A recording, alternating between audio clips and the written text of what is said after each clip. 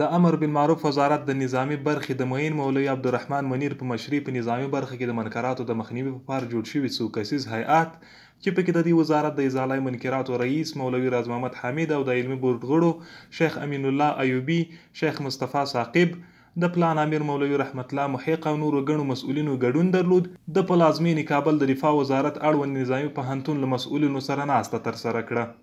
په نظامي برخه کې د منکراتو د مخنیوي او د امر بالمعروف وزارت د فرامینو د پلي کېدو په موخه دغه جوړه شوې ناسته له هغه وروسته دایره شوه چې د دې وزارت د رهبرۍ له لوري د دې وزارت د علمي بورډ غړو نږدې یوه هفته په یاد پوهنتون کې د خپلو ټاکل شویو اصولو د عملي کولو په پار تېره کړه. ناستې ته چې د یاد پوهنتون ګڼو مسؤلینو او نظامي زده کوونکو پکې ګډون درلود، د یاد وزارت د نظامي برخې معین مولوي عبدالرحمن منیر په خبرو کې وویل په ټولنه او نظام کې د منکراتو د مخنیوي په موخه د امیر المؤمنین له لوري د امر بالمعروف وزارت رامنځته کړی شو چې د دې برخې د مسؤلینو مسؤلیت په ټولنه او نظام کې د منکراتو مخنیوي او د خلکو نیکې لارې ته رهبري دی. نو په همدې اساس دولتي چارواکي عوام وګړي اړ دي چې ټاکل شوي اصول په پوره توګه پلي کړي. امر بالمعروف او نهي عن المنکر بنیاد او اساس د دین دی، اصل د شریعت. په دې کې به پر منصوبینو باندې امر بالمعروف او نهي عن المنکر ډیر مشکلات لري، خو صبر وکړئ.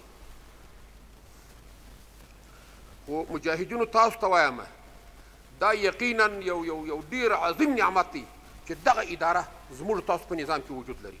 د دې شکر ادا کړئ او الله ته پر سجده سي په نیمه شپه چې پروردګار پاکه تا لره دې حمد وي چې زه داسې یو اداره هم لرم په خپل نظام کې که زه کوږ تلمه ماته وایي مه ځه، د کږې لارې ته مې راګرځي او په سیده لار باندې مې امر کوي. داسې یو اداره هم زه لرم. ښاغلي همدارنګه د خپلو خبرو په دوام کې له مجاهدینو وغوښتل چې سیرت او سنت نبوي ارشاداتو سره سم جوړ کړي او له هغوی وغوښتل چې په نظامي لیکو کې د کم عمره کلګیرو او د تیرې ادارې د نظامي کسانو له ګمارنې څخه ډډه وکړي څو د مشرتابه امر پر ځای او په نظامي لیکو کې د منکراتو مخه ونیول شي. د ټولو وزارتونو تقاضا ده چې ټول خپل صورت او سیرت پر نبوي سنت باندې برابر کړي، د الله رسول د ځان لپاره د الله رسول او د الله د رسول شریعت د ځان لپاره اسوه او قدوه وګرځوي. د غرض ناستې ته د یاد وزارت د ازالې منکراتو رئیس مولوي راز محمد حمید په خبرو کې وویل چې زموږ لومړنی هدف د اسلامي احکامو پلي کول او د اسلامي نظام پایښت دی او زیاته یې کړه چې د تیرې ادارې کارمندان دي د امر بالمعروف وزارت ټاکل شوي اصول په پوره توګه پلي کړي، که نه له دندو به ګوښه کړای شي. اوس به په دغه نظام کې د نظام غوښتنو ته لبیک وایي، صورت به د نبوي سنتو مطابق جوړوي، خپل کار او وظیفه به داسې ادا کوي لکه څرنګه چې د نظام غوښتنه ده. د تخلف په صورت کې بیا د شکایت حق نه لري.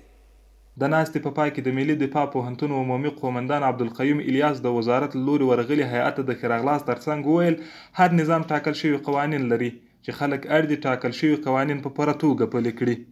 د انسان خپله لارې ته برابرېدل دي، د انسان د آخرت د کامیابۍ لپاره یو ارګان پکار ده، یو جزتان پکار ده. هغه نو څوک ده؟ هغه د امر بالمعروف او نهي عن المنکر وزارت ده. دا ناسته چې څو ساعته دوام وکړ د شیخ امین الله ایوبي په دعا پای ته ورسېده. ربنا ظلمنا انفسنا وان لم تغفر لنا وترحمنا لنكونن من الخاسرين وصلى الله تعالى على سيدنا ومولانا محمد واله واصحابه اجمعين.